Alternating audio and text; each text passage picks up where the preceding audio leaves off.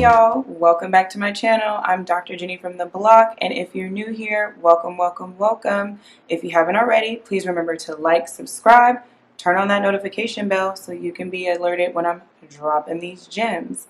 You can also catch me on Instagram at Dr. Jenny from the block, so make sure to follow me there for other types of mental health content. So today I want to jump in and try something new. And I got some pretty positive feedback about an idea that I had. So I want to introduce Psych Storytime, short for Psychology Storytime. And I thought this series would be fun to do because there are lots of experiments that aided and added to the field of psychology, and there are definitely like real life happenings that influence what we know about human behavior. So I just want to provide this trigger warning. This story involves discussions about sexual assault and violence. If these things are triggering for you and make you feel uncomfortable, please do not watch this video. I do not want you at home sitting there being emotionally distressed. Take care of yourself, and I have plenty of non-violent, gory content for you to check out. Thank you. So, for today's story, I wanted to start with one of the most profound stories that I had heard during my undergrad and graduate training, and it was about the tragic murder of Kitty Genovese and how her murder helped social scientists or social psychologists understand the bystander effect. So, Kitty Genovese was a 28-year-old woman who lived in Queens, New York. And on the night of March 13th, 1964, she was leaving her job as a bartender. She had actually become sort of like the manager since the owner of the place wasn't really active right there. So around 2:30 a.m., Kitty left the bar, which was pretty typical for her, and was heading home to her apartment. As she was driving home in her red Fiat, she stopped at a stoplight, like most law-abiding citizens would do, right? And as she was just sitting there, probably listening to the radio on her way home, there was a 29-year-old man named Winston Mosley who was sitting parked on the side of the street. And he spotted Kitty at the stoplight, and unbeknownst to her, he chose her as his victim. So Kitty kept going once the light turned green and eventually made it to her home a little bit after 3 a.m. So Kitty parked about 100 feet away from her home, which wasn't too far. She got out, and as she was walking to her house, that is when Winston approached her on foot. During that time, he immediately stabbed her twice in the back, in which she yelled for help. So during this attack, somebody heard the commotion and yelled at them to cut it out. So at this point, Winston fled the scene, and the injured Kitty was crawling, trying to get into her apartment building, unsuccessfully. So 10 minutes later, Winston came back and had a hat on this time to try to disguise his identity. And when he came back with a vengeance. He ended up stabbing Kitty over a dozen times and sexually assaulting her and robbing her. So as Kitty lay there bleeding out, eventually, somebody came down, a 70-year-old woman came down and found her lying in the doorway, severely injured. At that time, it's important to note that the 911 switchboard system hadn't been enacted in New York City yet, and it wouldn't be for another 4 years that they got the 911 system. So it took a little bit of time for police and paramedics to get there to help Kitty. Unfortunately, she succumbed to her injuries during the ambulance ride. We'll come back to Winston Mosley later because there's a lot more going on with this guy than it's just madness. This guy is just all over the place. So how does this connect to the bystander effect? Well, the New York Times had reported that over 38 people had seen Kitty get attacked and noted that no one out of those 38 people had intervened or helped her. And this caused a major outrage. People just could not understand how 38 people could watch someone be brutally murdered like that. And so insert two social psychologists, Bibb Latané and John Farley. So through their analysis and research, they introduced the term the bystander effect. And that basically says that the presence of other people may discourage us from acting in emergency situations. So the more people there are in an emergency situation, the less likely we are to act. So through their research, they posited that two factors were responsible for the bystander effect. First is the diffusion of responsibility, which means that the more onlookers there are, the less responsible we feel, because then we think like, well, somebody's over there and they'll do something, or if all these people, are here, someone will take initiative. It doesn't have to be me. And then the second one is social influence. So we're often influenced by what we observe other people doing. So if I am, in a situation where maybe somebody looks like they might be in distress and everyone around me is very nonchalant, not paying attention, or they're seeing it and not feeling activated, I might mimic them and also not intervene or do anything. So what came out of that research was that, one, people don't act for a number of different reasons. They found that some people maybe have felt scared, and so we talk about the fight, flight, or freeze. So some people might jump in and directly intervene, the fight. Some people might run away from the emergency situation, or some people might freeze in the moment and be unsure of what to do.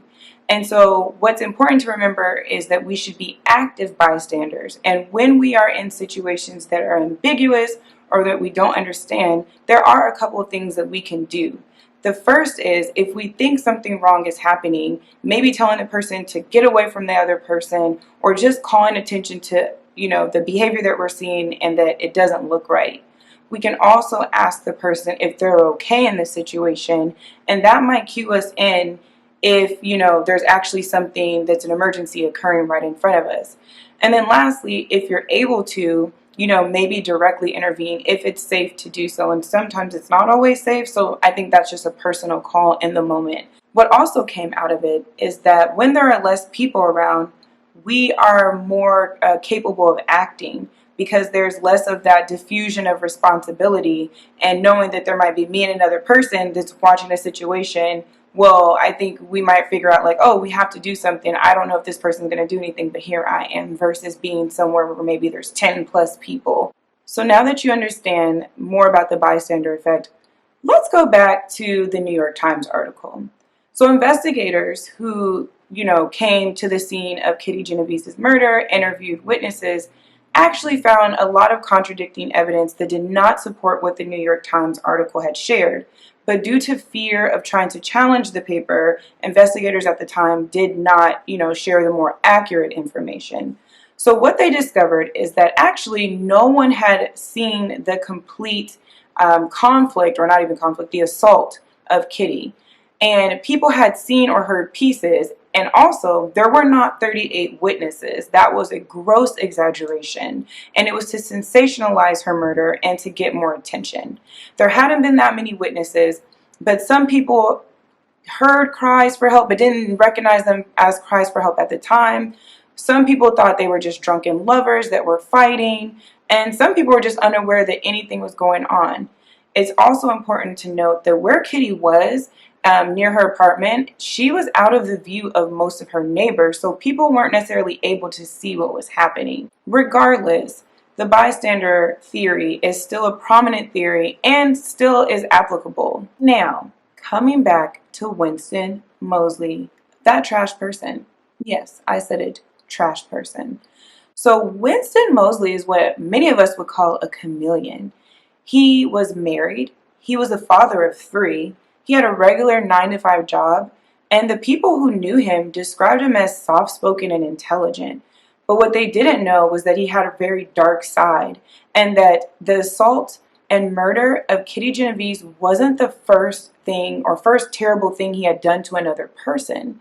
So 5 days after the murder of Kitty, he was actually arrested for burglary, and it wasn't until his interrogation that the true nature of Winston Moseley was revealed. During the interrogation, he actually confessed to 2 additional murders, 8 rapes, and between 30 and 40 burglaries. Wild, right? Imagine being his wife and family and finding out that your husband, son, father was a psychopathic killer and just criminal. So he was tried and convicted for the murder of Kitty. But what's strange was he was not tried for either additional murders that he had committed before her. It was interesting because someone else had actually confessed to killing one of his victims, and he even testified in the trial, but was never charged for anything. So he was really just in jail for the burglary that he was caught doing and for the murder of Kitty. So fast forward several years later, he was being transported for an injury. So he had been convicted, was in prison, and this was about 4 years later. He had injured himself while in prison and had to go get some minor surgery. And so on the way back to the prison, he was uncuffed for whatever reason and ended up attacking the transport guard. So then he escaped. So right, Winston Moseley is back on the loose. He ends up finding a home that was unoccupied at the time and hid out there for a few days. And then the owners eventually came home, in which he attacked them, bound and gagged the husband, sexually assaulted the wife, and then took off with a car, a weapon, and was back out in the streets. He ended up in an apartment that was occupied by 2 women and a baby and took them hostage. During this time, one of the women was able to think quickly and kind of play a trick on him, letting him know that she needed to contact the daycare center where her children were, and let him know that if she wasn't able to contact the daycare, that they would know something was wrong and that the police would be hot on his trail. So she was able to call her husband, who was able to contact the FBI.